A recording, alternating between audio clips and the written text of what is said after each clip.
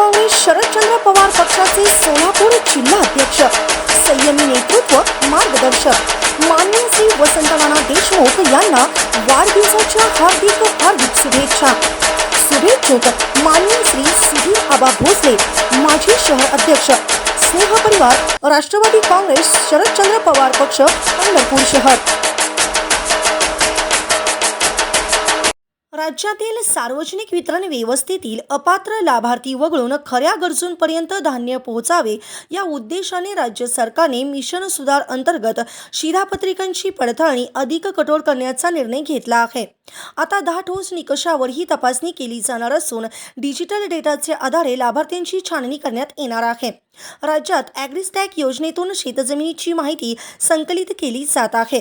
या डेटाचा वापर करून 1 हेक्टरपेक्षा अधिक जमीन असलेले आणि प्राधान्य योजनेच्या उत्पन्न मर्यादेपेक्षा जास्त उत्पन्न असलेले लाभार्थी ओळखले जाणार आहेत। या अशा लाभार्थ्यांचे स्वस्त धान्य वितरण थांबवले जाणार असल्याचे स्पष्ट करण्यात आले आहे। केंद्र सरकारच्या मार्गदर्शनानुसार राज्यात शिधापत्रिकांचे शुद्धीकरण अभियान राबवले जात आहे। आधार क्रमांक आणि सार्वजनिक वितरण व्यवस्थेतील माहिती एकत्र करून दुबार, संशयास्पद आणि अपात्र लाभार्थी शोधले जाणार आहेत। नवीन पडताळणीसाठी दुबार शिधापत्रिका सदस्यांचे एकत्रित उत्पन्न, उच्च उत्पन्न गट, कंपनीचा संचालक असलेला सदस्य, 2.5 एकरापेक्षा जास्त जमीन धारणा, तसेच 100 वर्षापेक्षा जास्त वय, 6 महिन्यात धान्य न उचललेले लाभार्थी, तसेच 18 वर्षाखालील एकमेव लाभार्थी, संशयास्पद आधार क्रमांक, तसेच 4 चाकी व मोठ्या वाहनांचे मालक असलेले लाभार्थी या 10 निकषांचा समावेश आहे। 100 वर्षापेक्षा जास्त वय असलेल्या लाभार्थींची स्वतंत्र चौकशी करण्यात येणार आहे। लाभार्थी जिवंत असल्याचे स्पष्ट झाल्यास धान्य सुरू राहील, मात्र मृत्यू झाल्याचे आढळल्यास संबंधित शिधापत्रिकेवरील धान्य बंद करण्यात येणार आहे।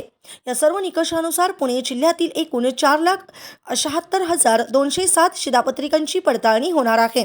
या प्रक्रियेमुळे अपात्र लाभार्थी योजनेबाहेर पडतील आणि खऱ्या गरजू कुटुंबांना अधिक न्याय मिळेल असा विश्वास प्रशासनाने व्यक्त केला आहे। ताज्या घडामोडी पाहण्यासाठी आमच्या YouTube चॅनलवरील PVR म्हणजेच पंढरी वार्ता या न्यूजला सबस्क्राइब करा आणि शेजारील बेल आयकॉनवर क्लिक करा।